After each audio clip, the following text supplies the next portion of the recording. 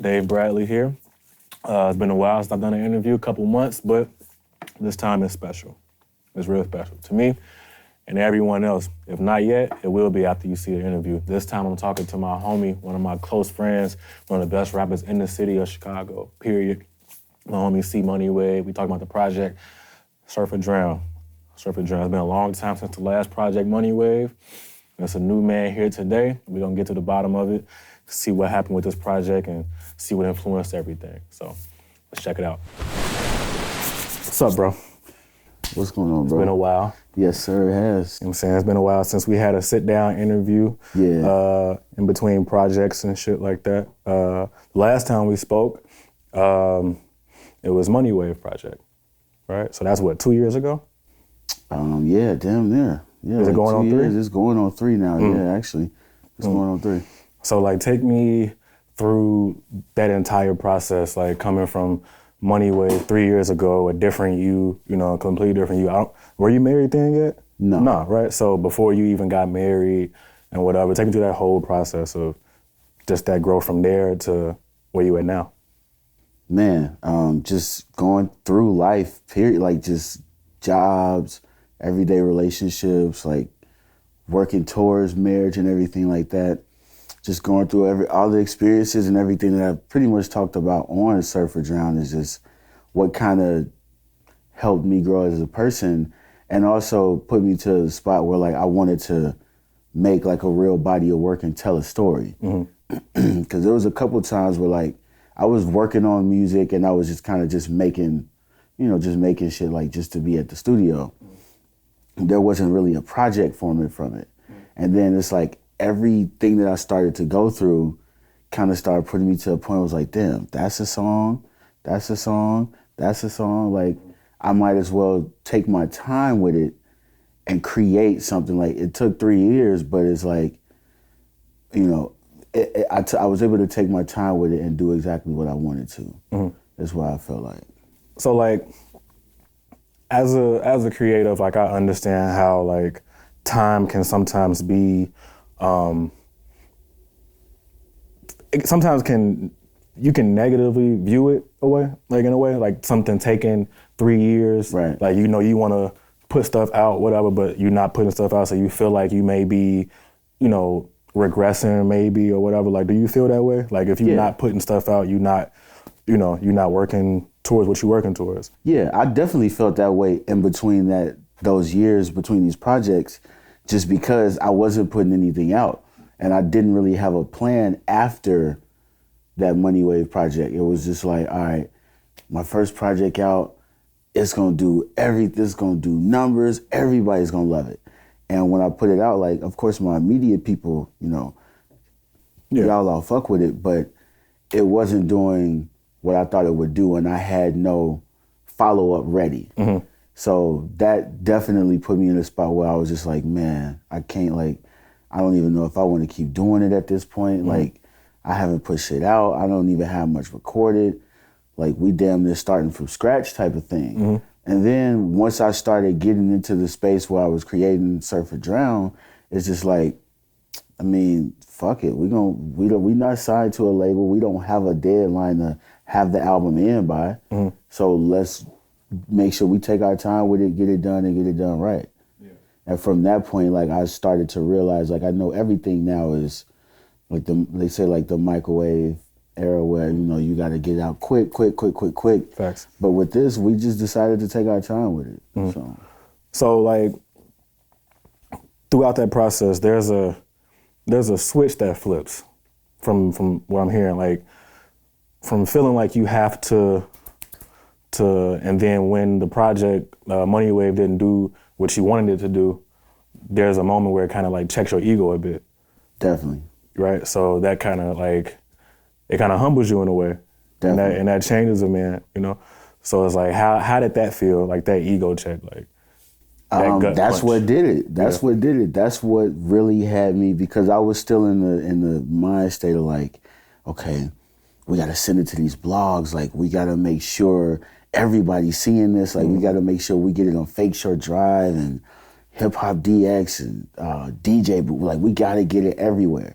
And when it wasn't really doing that, it was like, okay, why are they not fucking with it? I know this shit is cold. Like, I know I'm dope. Why they not fucking with my music type of thing?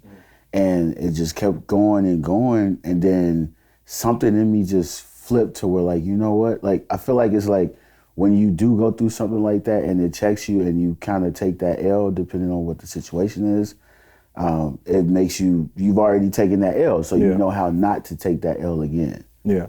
And I took that into consideration, definitely. So, like, throughout that moment where you know what I'm saying, you went through that ego check, that punch, like, this is just an honest question, not even something I wrote down, whatever. Like, if, say all those things actually did happen, like, it got to the blogs that you wanted to get on and shit like that, like, is that the sole purpose of you making it? Like, you see what I'm saying? I think at that moment, at that point in time, it was definitely like that because I was still like, I had the mind frame of like, okay, this is how people I'm seeing from Chicago are getting on. All these blogs mess with them. And then, you know, they eventually start getting on these festivals and shit like that. So that's why I was so focused on that. So I feel like had I had that taken place, and had I got all of those opportunities and everything like that, I may have gotten closer to my final destination quicker, but it may not have been the way that I wanted. Because I've personally seen people go through that quick phase and then they have to, like, they wind up changing as a person. They wind up completely changing from what you knew them as. Yeah, but they're still growing. Yeah, so it's like, hindsight, like, I'm kind of glad I had to take the road less traveled, but I mean, at that time, that's where I was at. Like, we need that sometimes. Yeah. Like, sometimes, like, in the moment, we look at things and obstacles and situations or whatever, and just like, oh, damn, woe is me, all these other things. But realistically, that was really the path that was, one, was gonna happen for you anyway. It's not up to us. And two, it was the path you needed to take. Yeah. Because if you would have got the moment that you would have got to, that you wanted to get to, but you wouldn't have been as wise as you are and as, you know, grown as much as you are now, where you would be more prepared for it now. Because back then you may not even be prepared for it. Right, exactly. Sometimes we ask for stuff that we're not even ready for. Exactly. So that definitely can... I feel like you can tell, like, the people that get that early, and then it, like, they wasn't ready for it. So this shit happens. That's a few. As opposed to the people that, like, you know, they don't get the opportunity at that time, but when they get it, you already ready for it. And so sometimes you need that slow grind, that slow build, the story arc, you know what I'm saying? And I swear, bro, I really feel like right after Super Fresh and then me working on my own stuff and not getting like those blog responses, I really feel like it wasn't like blackball, but I felt, because I was doing a lot of the quick on Twitter, like just sounding off and shit. And I feel like a lot of people that may have been following me or rocking with me may have seen that, and they was just like, all right, dude, like, you just shooting yourself in the foot type of thing. And I think that kind of happened. So, like, moving from the first project to, like, these blogs ain't fucking with me, but they put this other shit on there, and just being, like, a very bitter about it. Once that switch flipped, then I was able to just think, you know, way more clear. And then I just thought about it, like, I'm not doing music for blogs acceptance. Like, I'm not doing music for somebody like Andrew Barber to be like, you know, I fuck with this, you should fuck with it too. Yeah. Like, I don't feel like the whole Chicago gatekeeper shit, that's like a whole nother thing. But it's like, I just stopped making music for blogs and just started making it for myself and the people I know that fuck with my music. Does that kind of like change like your, I guess, like career path in a way? Like, so at first when you putting stuff out for everyone else's, you know, approval and acceptance, it's kind of just like, yo, I'm putting this out because I want to blow up super huge, like that's my super, you know, goal or whatever, and that's my only plan. But now it's like I'm making it because I love it. Like, like, does that change? Like, first it might go, oh, I want to go triple platinum diamond. Now it's just like, yo, I just want to make it because I like it, like regardless. Like, don't get me wrong, like everybody would like platinum plaques and like, Grammys and shit like that. Even as much as people talk shit about the Grammys, like people want. If I got nominated, I would be hyper as fuck too, and if I won, I'd be even more excited. Yeah. So yeah, but like when you stop mainly focusing on that, it does create a different career path for you. You spilling shit? What an idiot. What a fucking on a idiot. white shirt. On a white too. shirt. What a fucking idiot. Whatever. And it's smooth too. You just fucked I was that. hating them. $17. Whatever. See, fucking up, bro. But no, I just feel like What an idiot. when you stop like mainly focusing on those awards and shit like that, like you start to focus more on your craft, and then that shit will come anyway. So it does change the path because that path takes longer.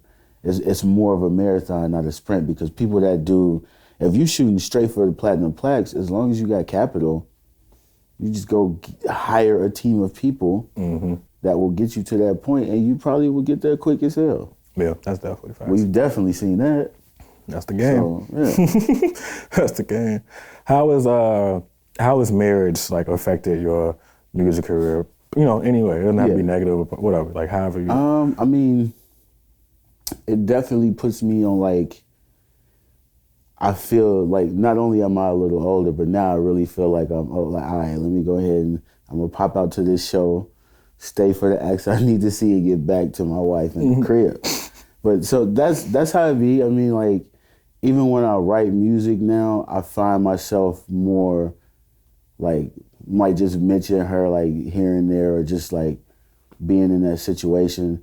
And I'm not really a jewelry person at all. This is like the only piece of jewelry I have, so it's kind of cool. When I see it in pictures and shit, I be like, oh shit, a little gold right there. Okay, I see you. But it's fun. I mean, it's definitely work. It's just like a work-life balance. Like, except I actually work here, and then music, and then married. Well, not that order, but you definitely have to just work at it more. And understand, like, every decision that you make is affecting somebody else too. Like, if you in a relationship with somebody, they either they with you or they not. Just keep it moving. You married, it's like, all right, do I sign this deal even though it don't look right, but it could get us out of the spot we in now, type of thing. And you having to think about another person. Normally, you would just be like, well, shit, give me like 2 hours to think about it. I'll be back. You doing it with another person, you gotta discuss that shit, like pros and cons. Like, we talk all the time about if we did ever get to that high, like very high point of like popularity in celebrity world and shit, like how her family would be affected. Like not even my family, like our nephews, paparazzi and shit like that. Her sister, like her mom, people in her family, like we always talked about that. So that's kind of why I don't think I want to be at that level. Like, I'm good on not being able to go to Target. Yeah. Like, Target's a nice store. Yeah, Target is a nice store. Nice store. Better than Walmart, for sure. We are Team Target, bro. They don't shoot up Targets. I never saw that happen. No, they don't. Yeah. They only shoot up Walmarts now. Clearly. And they got cheap dishes at Target. I got enough dishes in my house now. Tupperware, glass Tupperwares. It just feels better to be in Target. Coffee mugs. They got good-ass coffee mugs, G. I bought like 5 coffee mugs from Target. Hey, I fucked with Target. But, so... Quick ad break. They should pay us for that. I'll take a gift card. Gift card would be nice. So that's all I need. But, okay, so throughout these 3 years between these two projects, you experienced, like, a big loss, like Gary, your engineer. Yeah. So, like, how did that affect, like, the process of making the project? Because I know you started it before he passed, like, before he got sick, right? Yeah. So, like, how did that affect everything? Man, it was kind of like it was already a rough transition, because ever since I've been doing music, which has been since, like, 2009, like, 2009, we hooked up with Gary probably, like, 10, maybe 11, and that's the only person we ever recorded with on anything. If we was not at his studio, we just didn't record shit. Features, no, you gotta come here or we gonna record it and send it to you. Yeah. So when he got sick, we hadn't even, like, we were forming up. Like, I had the idea for Surfer Drown. We was forming it up, but we were just doing the songs at that point. So we weren't like digging in like this is about to be a project type Play for thing. keeps and shit. Right. Yeah. We actually did Play for Keeps. Yeah, because I was there. Yeah. That was the original recording of Play for Keeps. But when he got sick, it's really fucked up because when he had went to the hospital and then he came back and then we started working again. Then he went to the hospital and I just hadn't heard from him. Mm-hmm. I hadn't heard from him, but at the same time, we were already thinking of going elsewhere for a different sound for this album anyway. Mm-hmm. Not like we just weren't gonna fuck with him no more. We just wanted a new sound. Yeah. So it's fucked up because now I'm like, damn, like I hadn't even hit him up for a session. Mm-hmm. We had already started recording that private stock and we just kind of eased off. Mm-hmm. And then he eased off. And I didn't hear from him from like September to like January. Yeah. And then in January is when I had to like go to his house and pull up. And his wife was there and she told me like he was in the nursing home, like everything that he had went through, like it was a really bad experience for him. Yeah. And he had lost like a lot of his memory. Yeah. And before we could go see him, like before like me, Nate, and Breezy, a couple other of our guys could get together to go see him, before that happened, we saw it on Facebook. It was just like, damn, bro.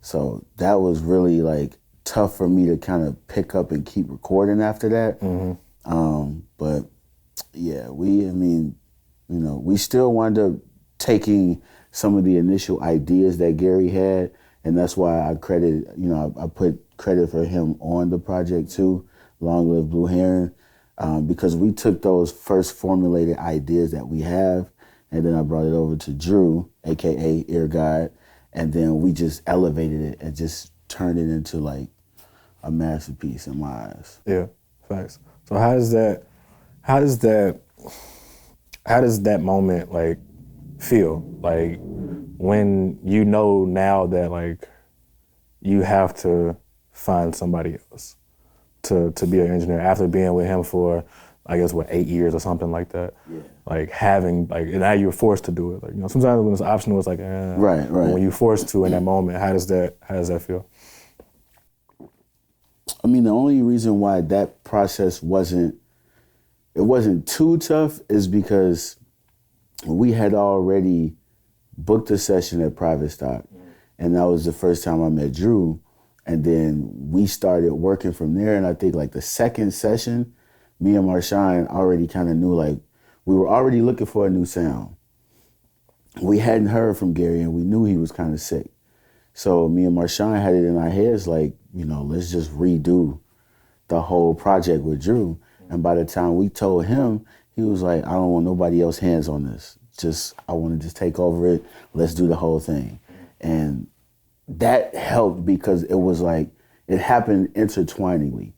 It wasn't like, boom, stop, okay. I got all these songs, I need to find somebody to record.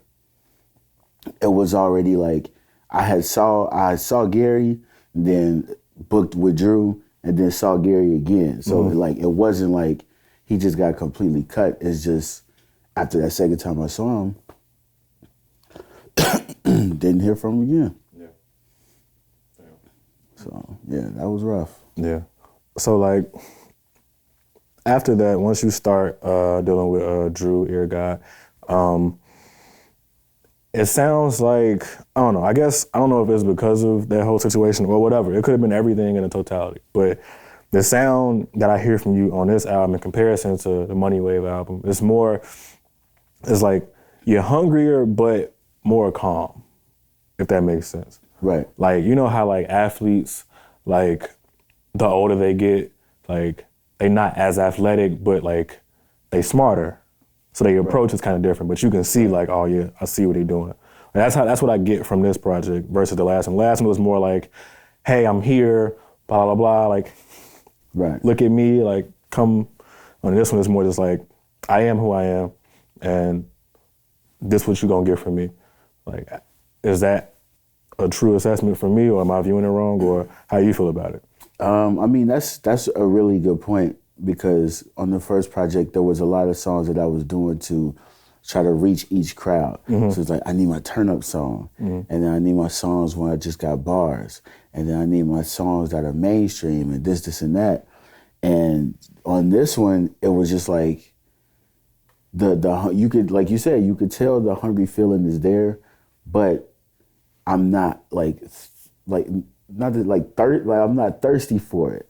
Like, I'm trying to give you a creative body of work, and you know, if you don't fuck with it, I don't care, type of thing. So yeah, that's pretty much like me putting myself, because I asked people, like, I just put up a Facebook post one day. I was like, if you didn't know me, or even people that do know me and you listen to my shit, what do you want to hear more from me?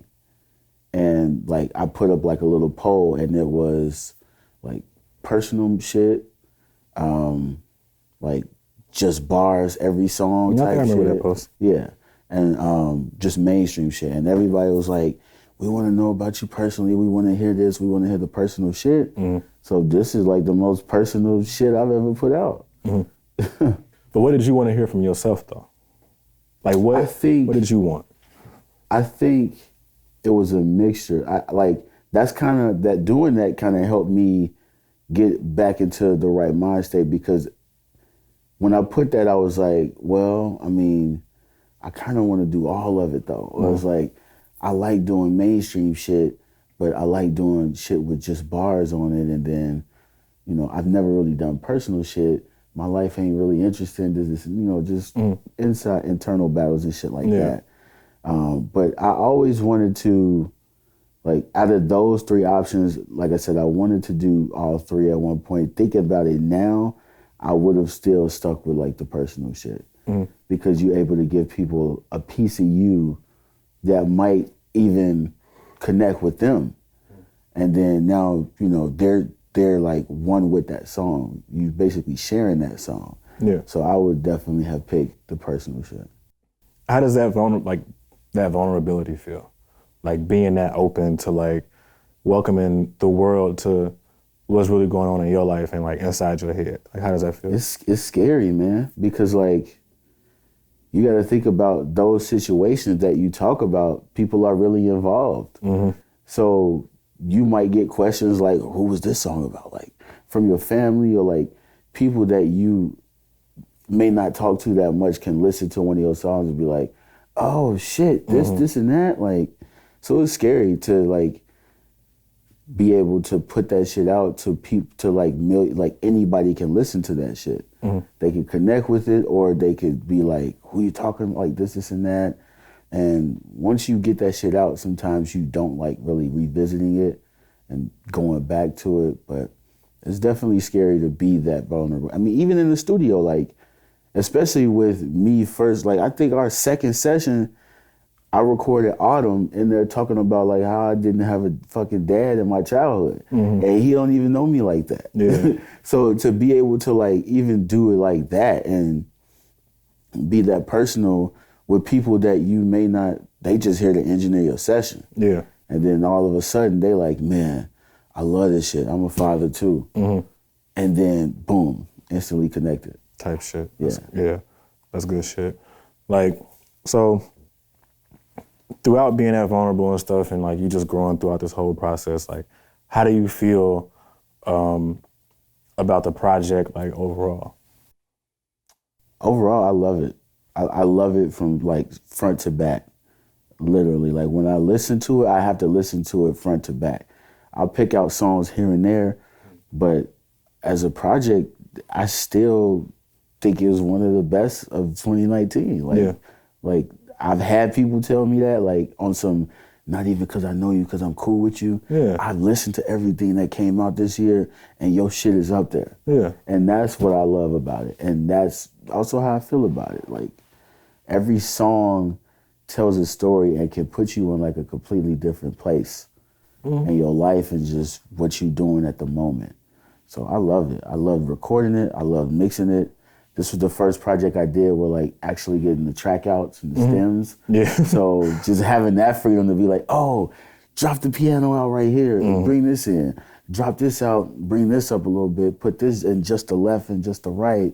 Just being able to have that freedom is like my first project doing that. Normally it's just the beat, me, ad-libs and shit. That's it. That's pretty much it. Now being able to tell Drew like, yeah, just play this a little lower in just the right ear, shit like that. Yeah. It was amazing just to do that, craft that. Yeah. It's like, it's certain songs on the project that like sound different than things you've done in the past, like Solid and Play for Keeps and even, is it called Going? Gone with Apache? Yeah. Even stuff Gone. like that, like you weren't like making stuff like that before. Like what gave you that inspiration or even the confidence to be like, fuck it, I'm gonna just put some wavy shit out and that's just what y'all gonna have to take from me. Yeah, it was definitely a confidence thing because the first project was like, let me stay in my lane. Like, I don't want to try this. I'm good for bars and that's what I'm known for. Let me just stay in that, just stay in that spot. And then I started listening to more artists, different artists. I started watching a lot of like documentaries and just doing a lot of research on my own. And then I was just like, you know what? I'm finna try this shit. Like, why the fuck not? Yeah. And then I was like, okay, well, when I'm looking for beats and shit, I'm like finding some smooth shit, like finding shit that I'm trying new flows to, different cadences, different shit like that. And that just led me to start making different shit. Yep. Especially with Solid, cause I just really became like a smoker like that, like probably say like maybe 3 years now. So when I first did the first project, I wasn't smoking, so a lot of that was like, could be influenced by that too. You know, obviously you start smoking, you get different vibes and shit. Yeah. So that's really how Solid came about too. Yeah. That's dope shit. And even other like, the introspective songs, Autumn, Born Legend and stuff like that. It's a lot of like futuristic like thoughts from you. Like it doesn't sound like you're really reflecting on the past too much. Like there's some, but it's more just like, yeah, this happened to me, but now I'm here. Like, so like where are you at now?